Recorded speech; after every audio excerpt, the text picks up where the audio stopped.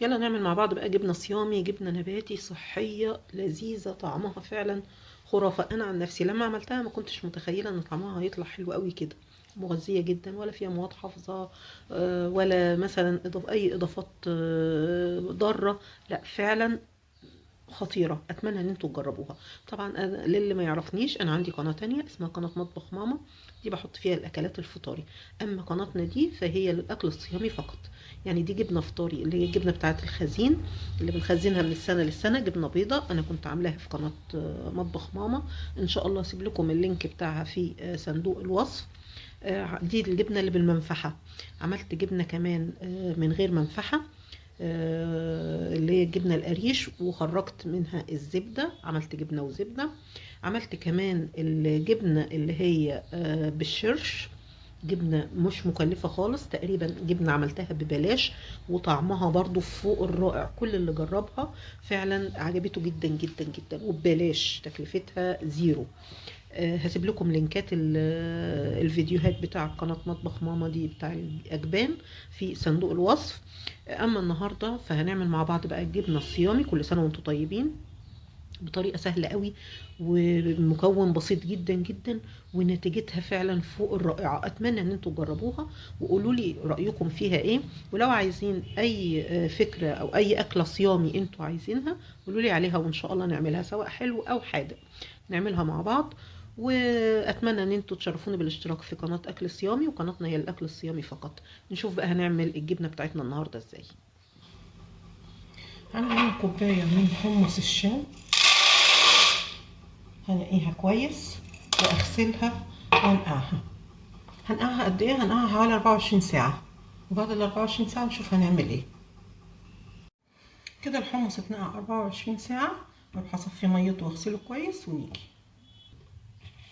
كده الحمص بتاعي بعد ما صفيته من ميته وغسلته، هجيب بقى كبة واحط فيها الحمص. بعد كده هحط عليه كوبايتين من المية. طبعا هو ده كان كوباية حمص، حطينا له كوبايتين من المية. هحط له ايه تاني؟ هحط له حوالي ربع كوباية من الزيت. طبعا لو زيت زيتون يبقى افضل، بس انا ما عنديش بصراحة زيت زيتون فحطيت زيت عادي، زيت نباتي عادي. هحط له كمان نص معلقة من الملح، وهحط له فصين توم صغيرين مش كبار او متوسطين. دي المكونات الاساسية بتاعتي. في مكونات تانية هنحطها بعد شوية. بعد كده اضرب المكونات دي مع بعضيها كويس لغايه ما انعمها كويس جدا. اضرب بقى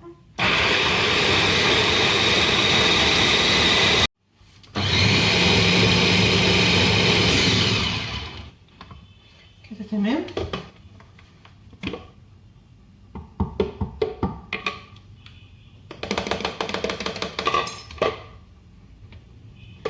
هجيب بقى طاسه وابتدي اصفي فيها الخليط بتاعي.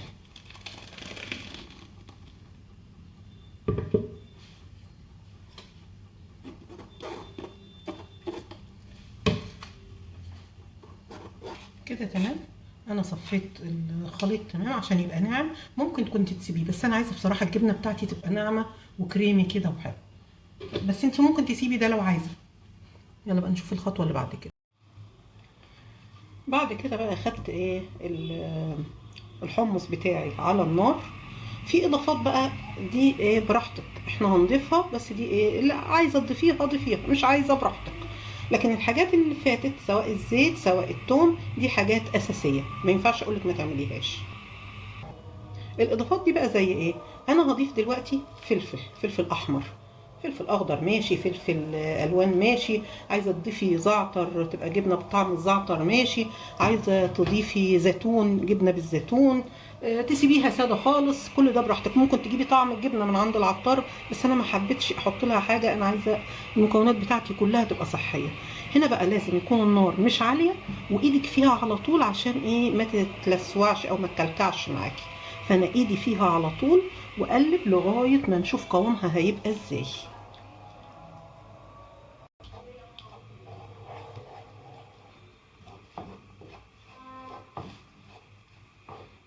زي ما احنا شايفين قوامها ابتدى يتقل، يعني انا مش عايزه كتير، دقيقتين كده وهطفي عليها.